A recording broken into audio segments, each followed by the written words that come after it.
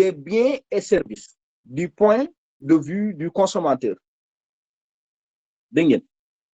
ñu ne ma liiraat ko. L'indice des prix à la consommation mesure la variation des prix des biens et services du point de vue du consommateur. maanaam tout simplement lii nii indice bi moom mooy mesurer variation maanaam le fait que bi nana tuddati ni ñuy consommer maanaam consommateurs yi maanaam population bi en fait moom ñoom ñooy consommateurs yi ni ñuy consommer maanaam ni ñuy jëndee ay matériel ni ñuy jëndee ay matériel wala ni ñuy defee ay transfert ni ñuy jëndee matériel wala ni ñuy defee ni ñuy kiyee ay transfert maanaam biens de service matériel la ak ay transfert parce que par exemple service bëri na façon mën nañ ne par exemple le fait que ngay def transfert ci banque bi service la mën nañ ne le fait que ngay jënd carte service la par exemple carte crédit yooyu yëpp service la service yi mooy yi nga xam ne mënuñu leen laal c'est pas palpable biens yi moom moo nekk li nga xam ne mën nga leen laal mën nga leen jënd comme ay téléphone comme ay kii et cetera auto moto genre yooyu yëpp ay biens la mën nañ koo laal mais service yi mooy lépp li nga xam ne mënoo koo laal te da nga koy utiliser comme wifi comme carte crédit comme yooyu noonu yëpp yi nga xam ne da nga koy consommer mais mënoo koo téye da nga koy consommer mais mënoo koo téye nii sa loxo c'est quelque chose d'intouchable comprendre ngeen léegi ñi ne il s'agit d'un outil clé pour mesurer la variation des tendances d'achat et de l'inflation dégg ngeen maanaam fii moom maanaam outil la bi nga xam ne dafa bokk ci jumtukaay yi nga xam ne ñoo gën a am tàggat wala ñoo gën a mën a tàggat xam na laa ko mën a waxee ñoo gën a mën a tàggat ci wàllum mesurer nu clients yi di jëndee ak tamit nan la inflation bi nu ma lañ ko mën a waxee mooy maanaam nu prix di seere wala nu muy ñàkk seere maanaam nu muy seere nu muy jëlee valeur ak nu muy ñàkkee jël valeur noonu laa leen di mën a expliquer inflation vous avez compris ñu ne une lecture plus fii nag la daj dëpp bi maanaam fii nga soxla c'est information yëpp lii c'est d'ordre information nag maanaam fii dañ lay yëgal dañ lay xamal rôle CPI lu muy def léegi nag boo demee ba sur une lecture bu la neexee nag doo lire lii yëpp parce que bu la neexee bu fekkee lii importance su bëggoo koo xam ak yoon sa yoon ne aussi da ngay ñëw rek dem sur une lecture plus élevée que prévu est considérée comme un élément positif haussière pour l'euro dégg ngeen nee nañ tey jii bu fekkee ne 2,8% bii prévu bi ëpp na 2,8% mu nekk 2,9% wala mu nekk 2,85 wala bu ko ëppee rek maanaam c'est positif maanaam cela veut dire que euro bu boobaa day yéeg bu boobaa annonce bi ci moment boobu bul jaay euro da ngay jënd euro maanaam bu boobaa day yéeg moo tax ñu ne la une lecture plus élevée mooy bu fekkee dafa ëpp 2,8% actuellement bi bu fekkee dakaa ëpp mais bu fekkee dakaa gën a tuuti nag ñu ne alors qu'un résultat plus bas que prévu est interprété comme négatif baissière pour l'euro tout simplement moo waral positif bi haussier pour l'euro négatif bi baissier pour l'euro tout simplement maanaam bu fekkee ne tey jii 2,8% yi dafa ñëw mu wàcc mu nekk 2,7 par exemple wala 2,78 wala 79 même bu fekkee 0,1 sa la wàññeeku c'est négatif pour l'euro donc maanaam actuel bi prix bi bu ñëwee gën a tuuti actuel bi le plus souvent c'est négatif prix bi bu ñëwee gën a rëy actuel bi le plus souvent c'est positif léegi lan moo am importance fii gis ngeen information économique annonce yi une lecture dee leen ko lire ngeen xam bu fekkee hausse la parfois prix bi mun na ñëw jóg mu négatif si euro maanaam ça dépend si annonce bi mun na ñëw mu positif maanaam mu positif te day négatif maanaam bu boobaa day euro bi day wàcc mu négatif bu boobaa euro bi day yëg am na annonce yi def loolu ça dépend si annonce yi moo tax une lecture plus élevée bi bàyyi leen ko seen xel bu baax a baax moom mooy annonciateur tendance bu marché bi war a jël pendant c'est très important ma préciser leen pendant annonce bi di am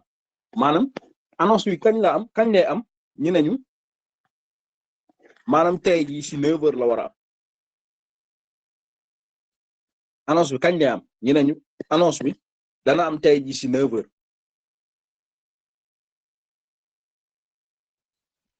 yéen comprendre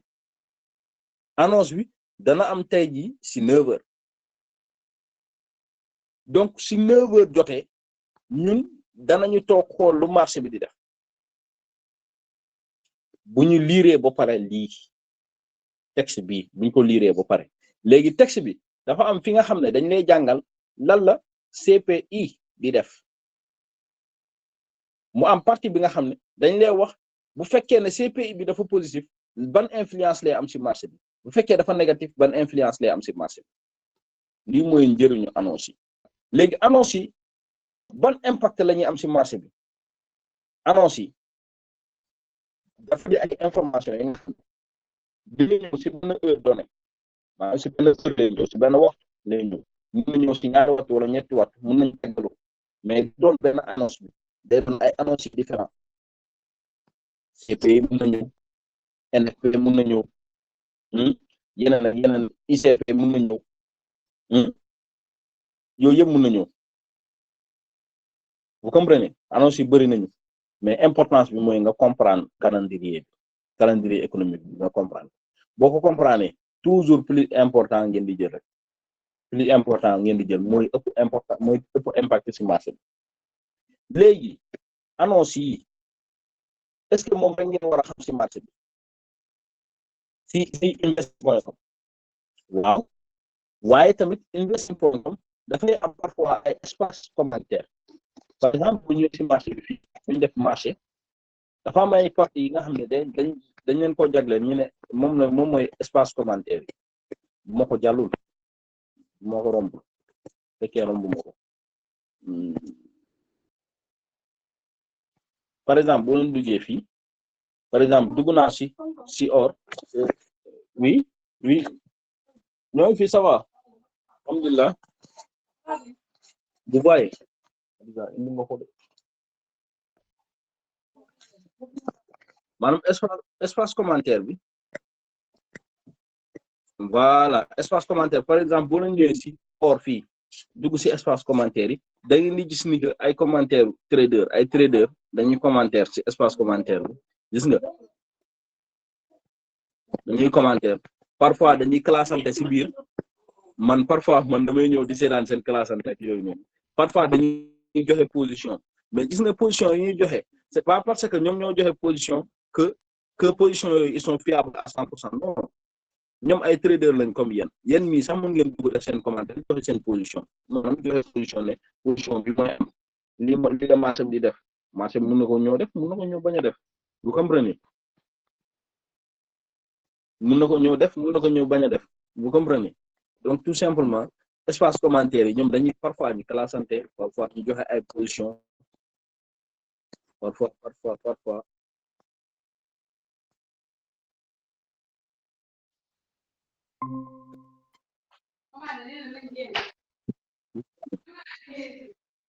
bon dama leen bëggoon woon benn exemple par exemple kenn ku joxe position mais je vois que ñi moom temps yi dañuy discuter rek c'est que ñoom nag dañoo am benn trader yi fii xam nga ñu ci bëri dañuy jaay ay formation par exemple fii si groupe bi fii maanaam ñi nga xam ne dañuy nekk ci espace commentaire bi ñu ci bëri dañuy jaay formation léegi maanaam trader yi ñoom seen biir parce que man yi moom je m'adonne pas à ces trucs là quoi ñoom seen biir dañuy waxtaan bu ñuy waxtaan dañuy classante ñi dañ naan non sama stratégie moo gën a baax ñii sama stratégie moo gën a baax léegi dañ koy jaayante nag di joxe position par exemple comme fii voilà am naa benn oui waaw wol Xadija mu ñëw woo ko mu ñëw voilà léegi gis ngeen fii kii dafa kii Sofiane mi dafa ne salut les adultes aujourd'hui pour ma part dégg nga bañ na ko ba dafa wax pour ma part zone buy 3000 mu ne foofu la marché bi di jógee 3970 3960 nee na foofu lay def SLM 3960 par exemple bon nee na fa la diggante boobu la marché bi di jógee mu ne SLM moom da koy def 3950 ba 3940 foofu lay def SLM mais TPM da koy def 4042 lay def TPM mu ne si cassure de 4022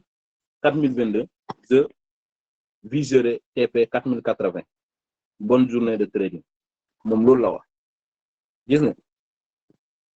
mu ñëwaat fii mu ne objectif final 4110 4135 s'il le faut je garde pendant le week-end dégg nga donc moom dafa jàpp ni marché bi dina egg foofu dina bàyyi bu foofu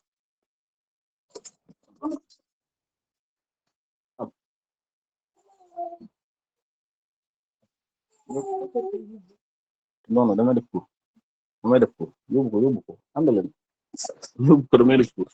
vous voyez donc kii moom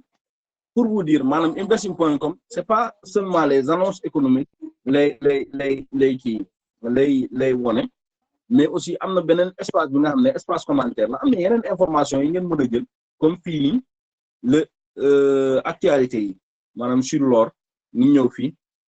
le TSX recule légèrement face aux inquiétudes sur l'IA gis ngeen ce sont des informations yi nga xam ne mën ngeen koo yokk ay informations supplémentaires la yi nga xam ne mën na leen permettre ngeen gën a am notoriété ci biir marché bi quoi par rapport ak position yi ngeen di jël donc il est très important balaa ngeen di trader ngeen xool ngeen ubbi seen investing.com dugg xool annonce yi am ngeen noté leen moment bu annonce boobu di am bu fekkee ne vous ne tradez pas les annonces dagg leen seen position wala ngeen sécuriser seen position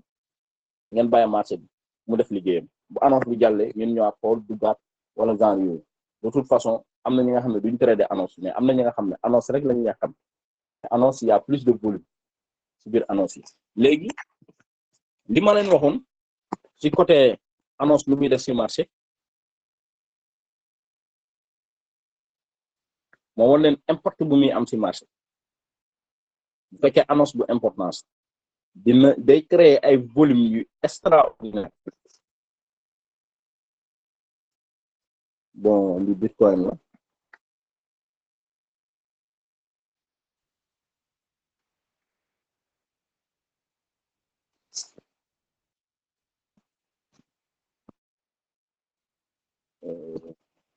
am na ay bougies yi nga xam ne du ay bougies normal du ay bougies normal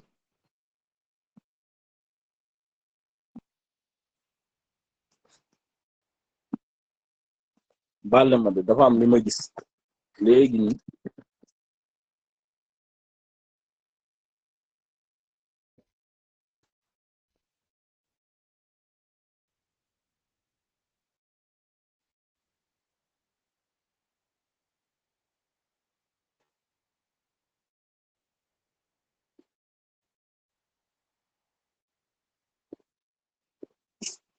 niveau bi niveau équal la équal high la niveau bi niveau équal low la mën naa def ni par exemple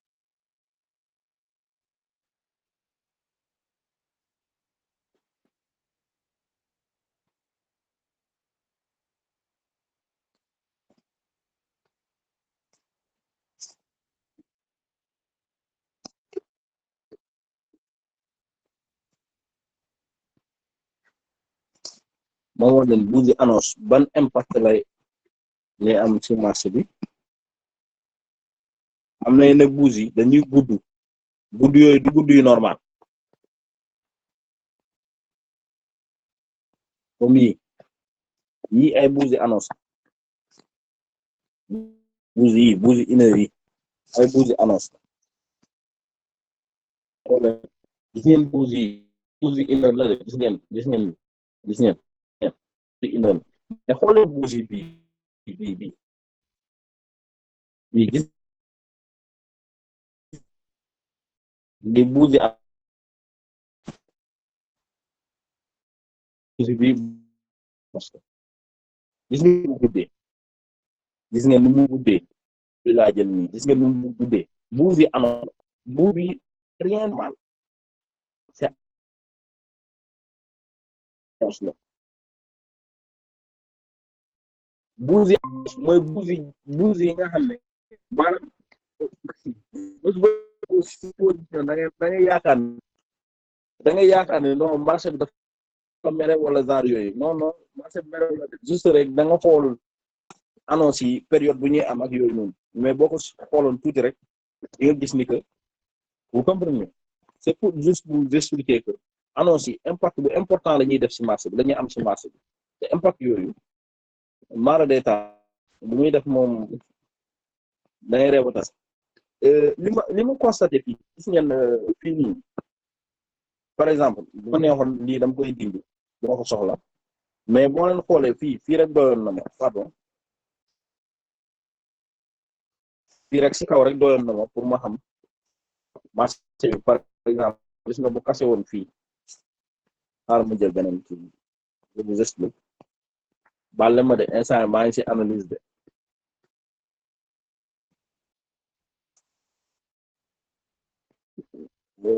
par exemple marché bi bu kase woon fii bu ko kase woon nii maanaam bu rombee ligne bu bleu bi day dellu si retester zone bi bu ko retester gëm naa ni léegi fii bu ñëwee mën na def nii wàccaat jubal fii comme mun na bëtt fii bu boobu day def nii retester waat fii def nii jubali si kaw mun na def nii mën na tamit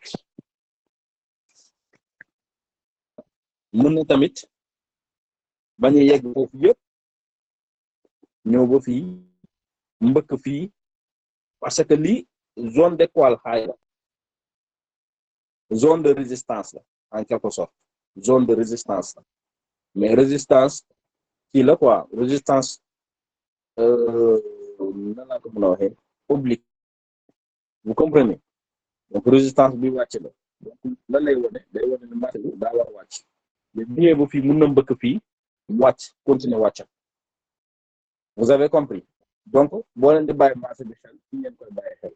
donc fii bu fekkoon ne am na ñu jëlee fii position fii donc ñoom seen position fii la ñuy accepté pourquoi parce que fii mooy dernier niveau bi nga xam ne marché bi mën na fay réagir wàcc ci suuf vous comprenez donc li day permettre ngeen xam fi ngeen di teg seen en quelque sorte mais lii yëpp incha allah dinañ ci gën a liggéey si groupe WhatsApp bi leader Bara j'espère que ci groupe bi ajouté nga leen foofu pour l'instant wala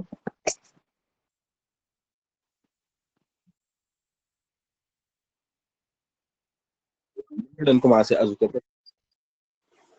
waaw mun nga leen commencé ajouté waaw après boobaat exercice dañu mën a commencé exercice voilà léegi bu ko defee ma ñëw laaj li nga xam ne am na li nga xam ne jotuñu ko comprendre ci analyse fondamentale ma leeral ko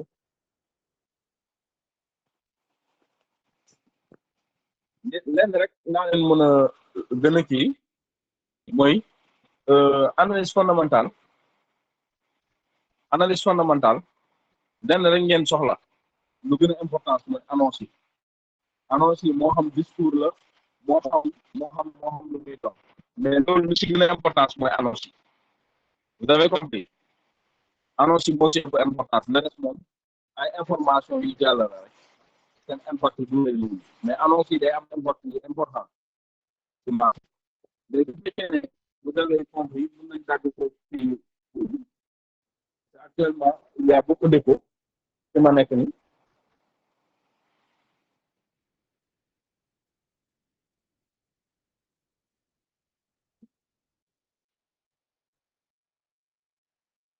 boo leen comprendre bu baaxee rek bu baaxee rek daam bu baaxee rek ñu dagg ñu yemale ci live bi. waaw li def waaw baax na. baax na alors ñu def noonu ba dimanche wala ba lundi wala mardi incha allah de toute façon après après la ñuy nekk quoi ñu suñu cours yi fii la yem mooy si analyse fondamentale bi lu si des mooy leader Bara daf leen di jox seen attestation